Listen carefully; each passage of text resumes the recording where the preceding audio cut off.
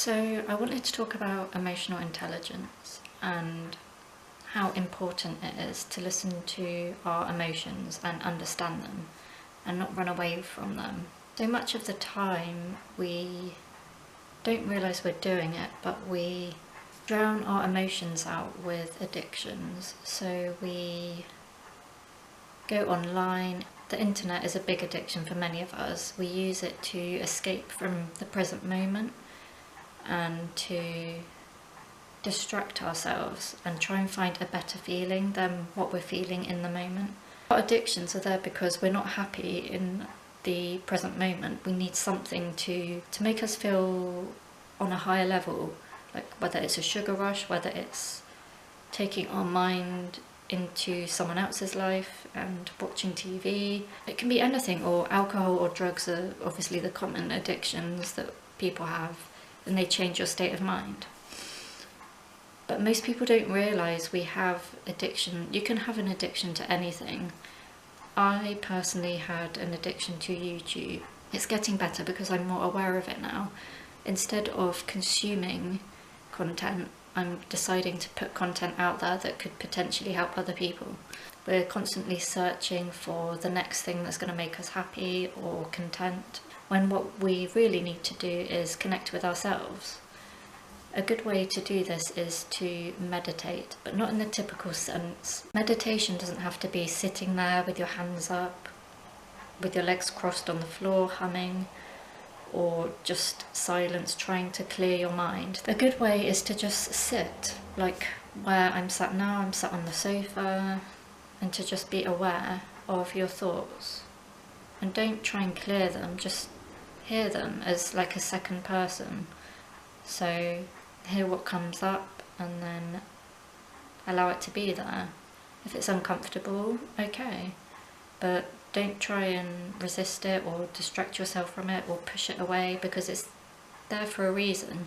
Our thoughts and our feelings are there as signposts to help guide us into making changes in our life. So some ways to improve your emotional intelligence are to, like I say, meditate, but in your own way, not in the traditional way of sitting and trying to clear thoughts. This is sitting and just listening and being aware and staying for the allocated time that you give yourself.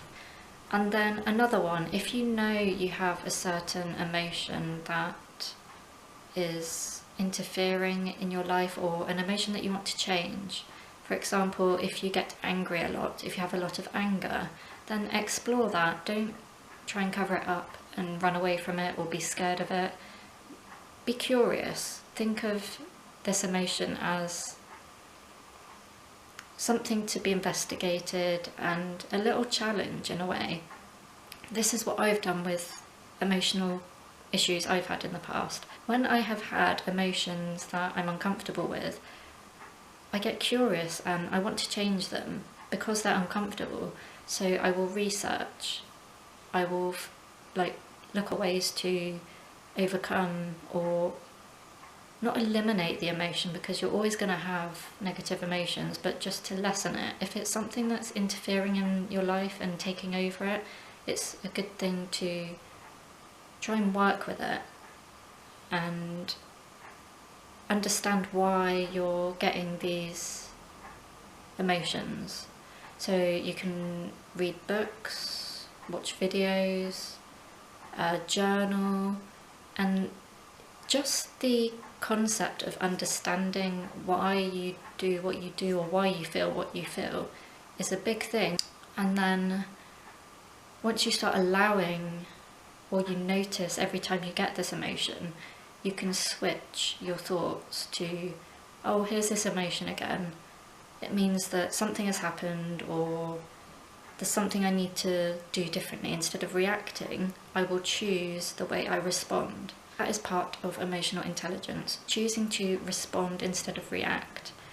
And I think it's easier to do this once you have an understanding of why you're getting these emotions, where they come from. So just think of it as like an experiment in a way. Get curious like a child and think of it as a goal. that you want to improve, you want to feel more confident, so research how to be more confident in different situations. If you have anger, you feel like you get angry a lot, try and understand it, do calming techniques, meditation, read about it, journal, but allow yourself to feel the feelings so you can understand them, but don't act on them, if that makes sense. If you're angry, don't react, but respond, choose your responses.